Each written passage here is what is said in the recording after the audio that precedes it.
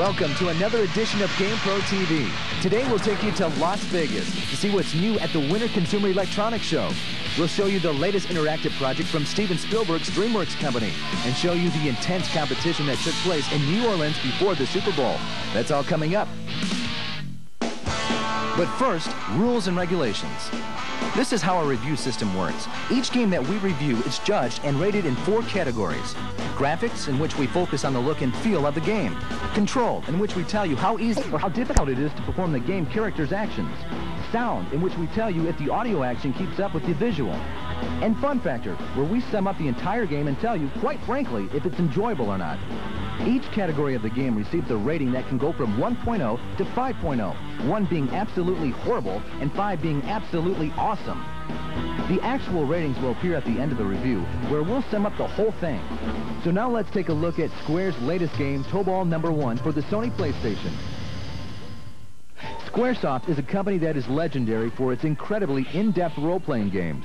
But with their latest title, Tobal No. 1, they're making their first leap into the competitive genre of fighting games. In Tobal, as in all fighting games, the competitors are thrown into a tournament-type situation, where the winner takes home the top prize, which in this case happens to be the rights to mine the planet of Tobal for a priceless and rare fuel. 8 fighters are playable, each one sporting some of the best animation seen in any fighting game to date.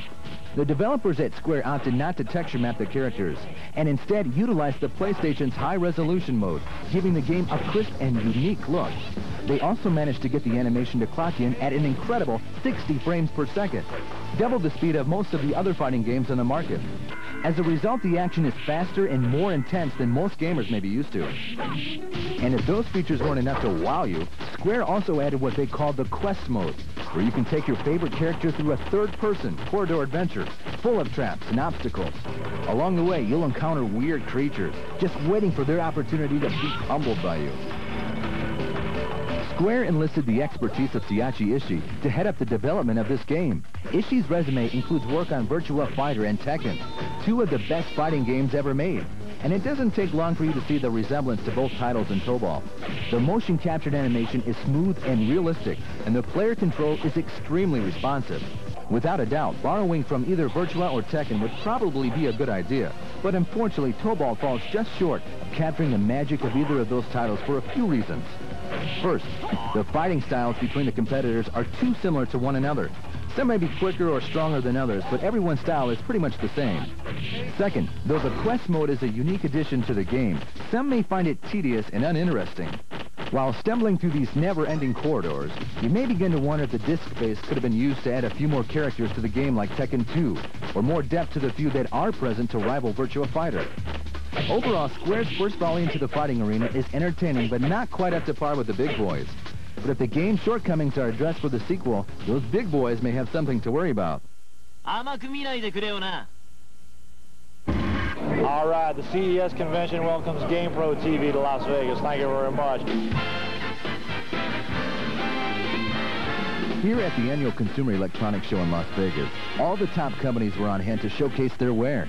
You could find everything from vibrating recliners, the latest sound systems, celebrities, models, games of chance, and, of course, video games.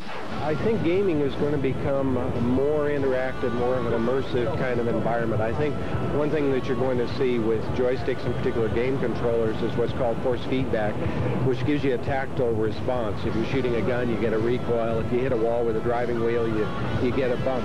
I think there's going to be more interactivity that way, more feedback from the game itself to make it more realistic, to make the game more fun. While most of the top game companies are waiting to unveil their new products at E3 this summer in Atlanta, there were still some cool items worth a look.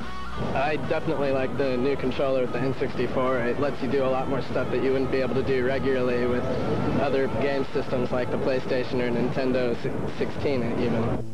In years past, where video game companies dominated the show, PC and interactive computer games were the hot topic.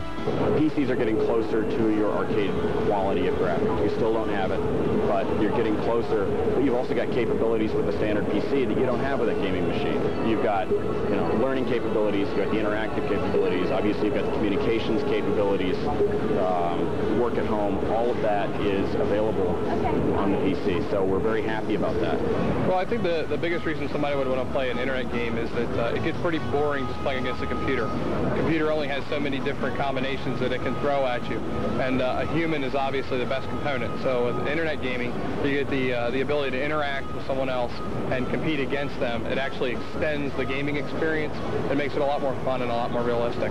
Sega Club is a receiver that we're using. It lets people know when they're looking at satellite receivers, they see the name Sega, they recognize the name, it's marketing. It has nothing to do with the video games other than the name. The Consumer Electronics Show may no longer be the ultimate video game convention, but still offers some new ideas to video gamers. GamePro TV will be right back.